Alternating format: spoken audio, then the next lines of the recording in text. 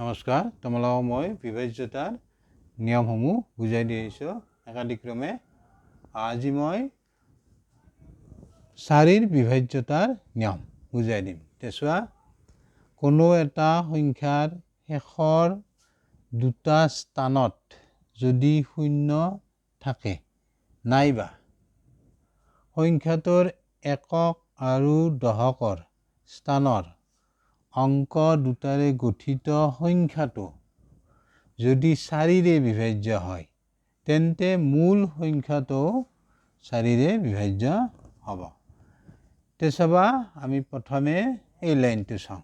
কোনো এটা সংখ্যাৰ শেষৰ দুটা স্থানত যদি শূন্য থাকে, যেনে চোৱা 300 যেনে শেষৰ দুটা চোৱা, শেষৰ দুটা স্থানত দুটা শূন্য আছে। এইফালৰ পৰা সোঁফালৰ পৰা তুমি চাবা শেষৰ দুটা স্থানত দুটা শূন্য আছে। এতিয়া চোৱা, তুমি 300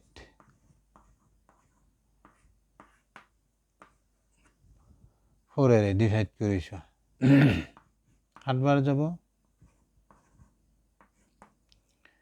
তুমি বিয়োগ কৰিবা, ইয়াতে থাকিব 2, 0 নমাই আনিবা 5।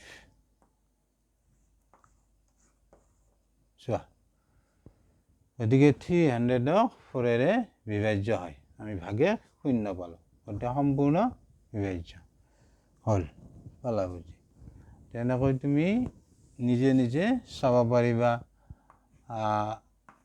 400 এনেকৈ 500 600 700 এইবিলাক তোমালোকে নিজে নিজে চাবা, ঘৰত প্ৰেক্টিচ কৰিবা।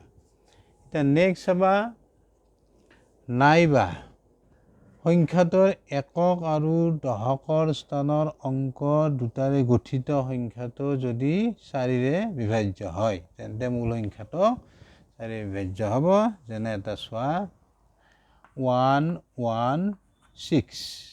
116 চোৱা, এইটো একক স্থানৰ অংক আৰু এইটো একটো দশক স্থানৰ অংক। গতিকে একক স্থান আৰু দশক স্থানৰ অংক দুটাই গঠন কৰা সংখ্যাটো হ'ব 16।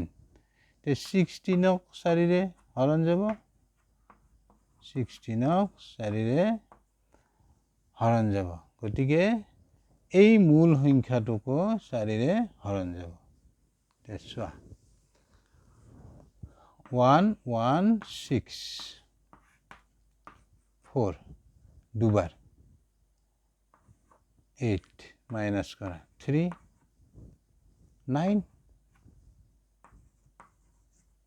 0 4ৰে সম্পূৰ্ণ বিভাজ্য হ'ল।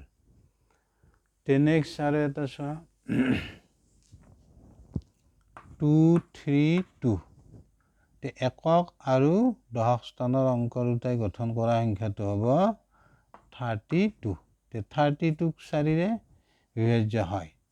এতিয়া তুমি চোৱা 232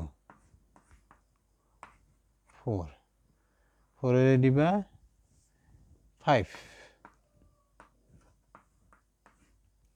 মাইনাছ কৰা 3 থাকিল আৰু 2 নমাই আনা 8।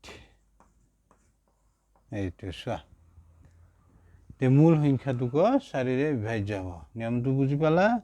একক আৰু দশক স্থানৰ অংক দুটাই গঠন কৰা সংখ্যাটোক যদি 4ৰে বিভাজ্য হয়, যেনে 32ক 4ৰে হৰণ যাব 8 বাৰ।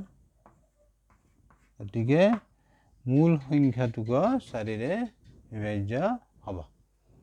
গতিকে তোমালোকে বুজি পালানে নাই কমেণ্টত জনাবা। Thank you, bye by.